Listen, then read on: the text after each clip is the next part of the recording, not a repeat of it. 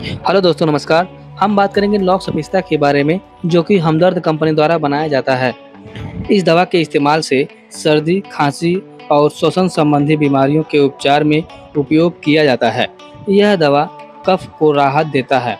यह सर्दी, खांसी और काली खांसी में भी लाभदायक होता है। इस दवा के इस्तेमाल से गले में खराश और उसकी सूजन को कम करता है। बात करें इसके खुराक के बारे में, तो 10 ग्राम लौंग सपिस्ता हल्के गुनगुने पानी के साथ दिन में 2 से 3 बार या अपने डॉक्टर के बताए गए डोज के अनुसार ही खाना चाहिए। वीडियो अच्छी लगी हो तो चैनल को सब्सक्राइब जरूर करें। मिलते हैं किसी अन्य वीडियो में, तब तक के लिए धन्यवाद।